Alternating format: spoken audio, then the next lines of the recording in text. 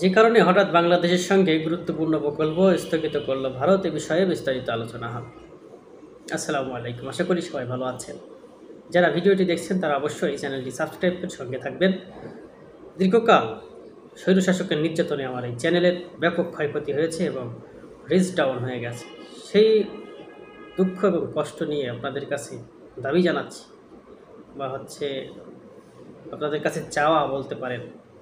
Video যেগুলো দেওয়া হয়েছে ওগুলো দেখবেন এবং নতুন নতুন ভিডিওগুলো দেখে লাইক, কমেন্ট এবং শেয়ার করবেন। তো চলুন আমরা আলোচনা করি কেন বাংলাদেশের সাথে গুরুত্বপূর্ণ প্রকল্পগুলো থেকে মুখ ফিরিয়ে নিচ্ছে ভারত, বা সেখান থেকে পালিয়ে যাচ্ছে এক কথায় বলতে গেলে বলা হয়। ইতিমধ্যে আপনারা জানেন যে বাংলাদেশের যে সকল প্রকল্পগুলো চালু রেখেছিল ভারত, সেখানে তাদের শর্ত ছিল বাংলাদেশ থেকে নয়, ভারতীয় শ্রমিক দিয়ে কাজ করাতে হবে। কত ভয়ঙ্কর বিষয় আপনারা ভেবে দেখেছেন? একটি প্রকল্প যার শেয়ার বাংলাদেশের 60 ভাগ, ভারতের মাত্র 40 ভাগ, সেই জায়গায় ভারতের শর্ত হচ্ছে তাদের প্রকৌশলী, তাদের লোকবল দিয়ে সেই বাংলাদেশের প্রকল্পর কাজটা সম্পন্ন করতে হবে। কয়ভাবে বাংলাদেশকে চুষে খেয়েছে ভারত, এক কথা বলা চলে। আর এই সকল সুবিধা প্রদান করেছে তৎকালীন আওয়ামী লীগ সরকারের প্রধানমন্ত্রী শেখ হাসিনা। আজকে যে প্রকল্প তারা যে সরিয়ে নিচ্ছে বা প্রকল্প থেকে পালিয়ে যাচ্ছে বলা চলে, কেন হচ্ছে আপনারা জানেন যে নিরাপত্তাজনিত অন্যতম একটা কারণ রয়েছে। যেখানেই ভারতীয়দের পাবে সেখানেই ধরে ধরে পিটানো হবে। আমাদের ওপরে যে আগ্রাসন তারা বিগত 53 বছরে চালাচ্ছে, বাংলাদেশকে স্বাধীনতা এনে দিয়েছে এই বলিয়া উড়িয়ে, এই একই গাজির গান বাজিয়ে তারা বাংলাদেশকে ছোট করে বিশ্ব মাঝে বাংলাদেশকে শোষণ নিপীড়ন করেছে 53 বছর। পাকিস্তান করেছিল কত বছর? মাত্র 23 বছর। তো সেখানে অনেক নানান জটিলতা ছিল। সেই পাকিস্তানের কাছ থেকে বাংলাদেশ রক্ষা পেলেও রক্ষা পায়নি ভারতের কাছ থেকে। চলুন সেই বিষয়ে বিস্তারিত আলোচনা করি। বাংলাদেশের মূল ভূখণ্ডে ডিজেল পরিবাহী পাইপলাইন আরও সম্প্রসারিত করার পরিকল্পনা হঠাৎ স্থগিত করেছে ভারত। বাংলাদেশের চলমান রাজনৈতিক সংকটের কারণ উল্লেখ করে এই পদক্ষেপ নেওয়া হয়েছে বলে জানিয়েছেন নয়াদিল্লি। ভারতীয় সংবাদ মাধ্যম লাইভ মিন্টের প্রতিবেদন থেকে এই তথ্য জানা যায় যে 2023 সালের মার্চে ইন্ডিয়া বাংলাদেশ ফ্রেন্ডশিপ পাইপলাইন নামে পরিচিত এই পাইপলাইন দিয়ে ডিজেল আমদানি শুরু হয়। অত্যন্ত গুরুত্বপূর্ণ পয়েন্ট ছিল এটা। তো এই পরিচিত এই পাইপলাইন থেকে ডিজেল বাংলাদেশ থেকে আমদানি রপ্তানির বিষয়টা ছিল। ভারতের প্রধানমন্ত্রী নরেন্দ্র মোদী এবং বাংলাদেশের তৎকালীন প্রধানমন্ত্রী শেখ হাসিনা পশ্চিমবঙ্গের শিলিগুড়ি থেকে বাংলাদেশের দিনাজপুর জেলার পার্বতীপুরের একটি তেল ডিপো পর্যন্ত বিস্তৃত সীমান্ত পাইপলাইনটি উদ্বোধন করেন। বাংলাদেশ থেকে যাবে গ্যাস, ভারত থেকে আসবে ডিজেল, এই হচ্ছে চুক্তি ছিল।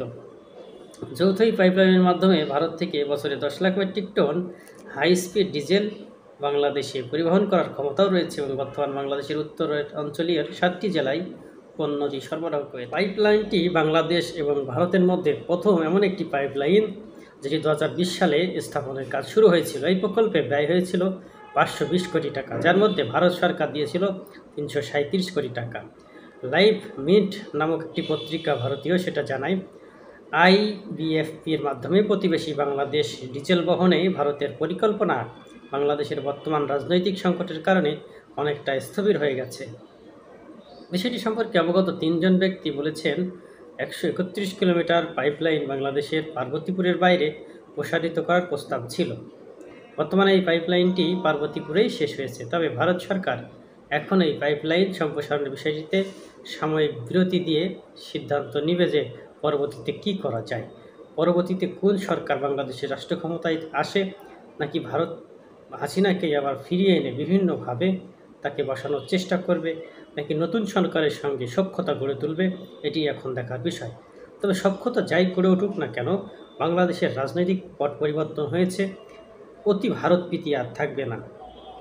সবার সাথে সম্পর্ক, কারোর সাথে বন্ধুত্ব, সবার সাথে বন্ধুত্ব, কারোর সাথে শত্রুতা নয়।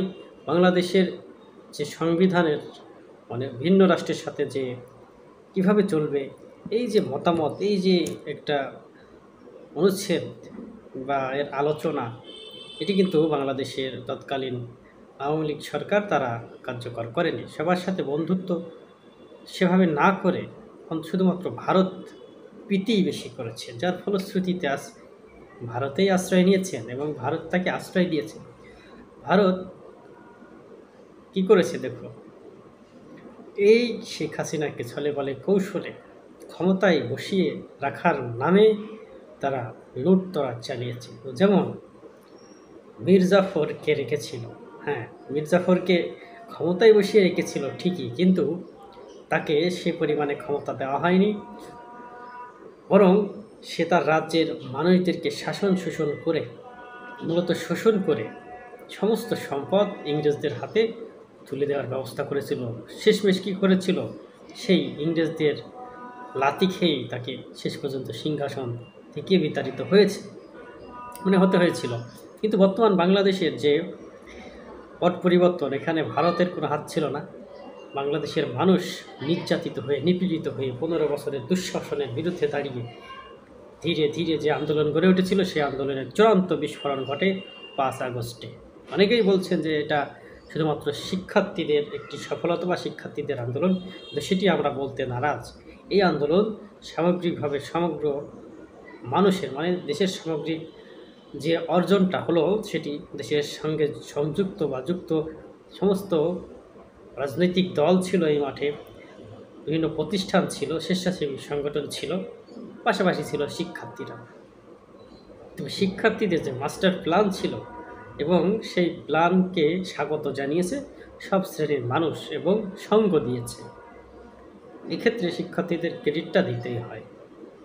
তো যাই হোক, সর্বশেষ আমরা জয় পেয়েছি এবং ভারতের সঙ্গে যে গুরুত্বপূর্ণ প্রকল্পগুলো রয়েছে সেগুলো ধীরে ধীরে কি এখনই প্রয়োজন চুক্তিগুলো সব বাতিল করে দিয়ে যাচাই বাছাই করে যেগুলো আসলে আমাদের দেশের জন্য ক্ষতিকর কিনা সেগুলো দেখাশোনা করে কোনটা আমাদের জন্য লাভজনক হতে পারে, অবশ্যই অবশ্যই অবশ্যই লাভের কথা ভাবতে হবে, রাখতে হবে। লাভ ছাড়া এখানে আমরা ভারতকে সব দিয়ে দিব সেই চিন্তা বাদ দিতে হবে। একজন কর্মকর্তা জানান, যেহেতু প্রকল্পটি ভালোভাবে কাজ করছে এবং অনেকাংশে সফল হয়েছে, তাই প্রতিবেশী বাংলাদেশের আরও জায়গায় পাইপলাইনটিকে আরও প্রসারিত করা হবে না কেন তা বিবেচনাধীন ছিল। তবে এখন বাংলাদেশের রাজনৈতিক পরিস্থিতিটা কিছুটা অস্থিতিশীল হওয়ায় ভারতের বিষয়ে বিশ্লেষণ করে পরবর্তীতে এগিয়ে যেতে চাইছে। তো এই বিষয়টা আমরা জানলাম, বুঝলাম যে শেখ হাসিনা ক্ষমতায় থাকার জন্য সে বাংলাদেশের মানুষকে নিঃশেষ করে দেওয়ার জন্য চেষ্টা করেছিল।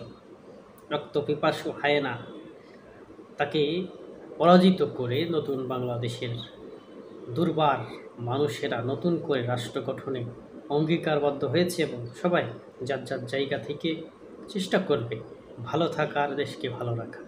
ধন্যবাদ সবাইকে।